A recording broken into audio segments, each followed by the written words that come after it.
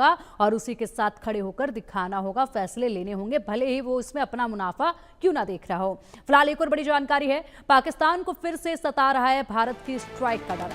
TRF पर अमेरिकी प्रतिबंध के बाद यहां पर यह डर सताने लगा है पाकिस्तान को। पाकिस्तान में 23 जुलाई तक सेंट्रल सेक्टर में एयर स्पेस बंद हुए हैं। पाकिस्तान में युद्धाभ्यास या फिर मिसाइल टेस्ट की संभावना देखी जा रही है। एक हफ्ते के लिए पाकिस्तान ने नोटिस जारी किया है।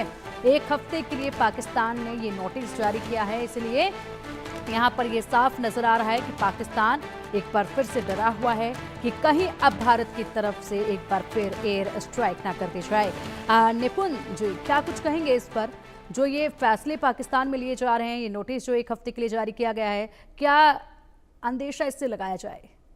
देखिए, हमारा स्टैंड बिल्कुल क्लियर था, जैसा आप स्टार्टिंग में जानते हैं। हमने अभी तक ऑपरेशन सिंदूर को ऑफिशियली बंद नहीं किया, समाप्त नहीं किया है। हमने कहा कि अगर कोई भी एक्टिविटी ऐसी होगी तो हम दोबारा से पाकिस्तान पे एक्शन लेंगे।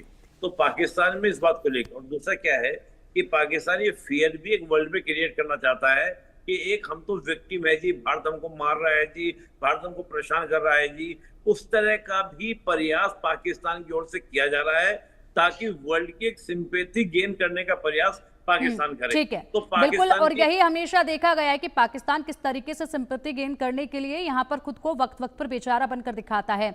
अलीशा जी, यही सवाल आपसे है, जो यहाँ पर एक ये रणनीति देखी जा रही है, इसको लेकर क्या नजर आ रहा है?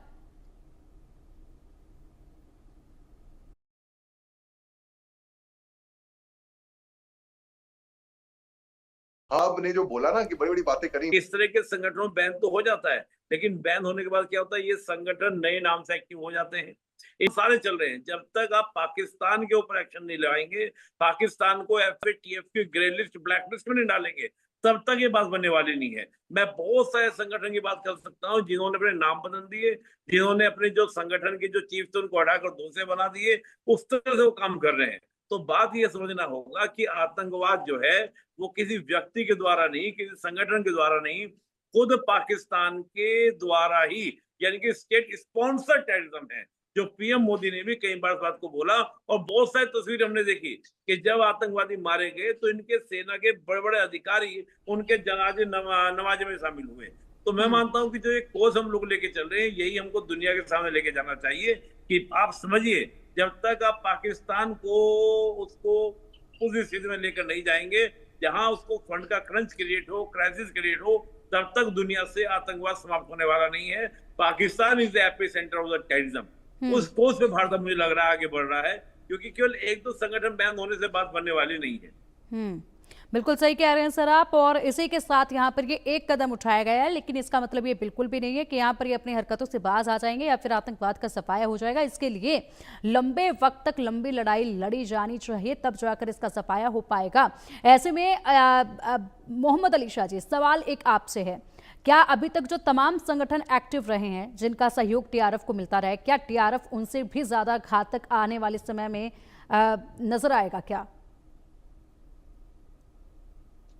बेसिकली कोई भी संगठन जो पाकिस्तान विरोध है, वो मेरे ख्याल से मैं ऐसे देख रहा हूं कि वो कोई भी संगठन है, बीएलए क्यों ना हो, वो मजबूत होते नजर आएगा, पाकिस्तान कमजोर होता नजर आएगा। ये आने वाले कल क्या हार होगी कि आप आतंक के साथ,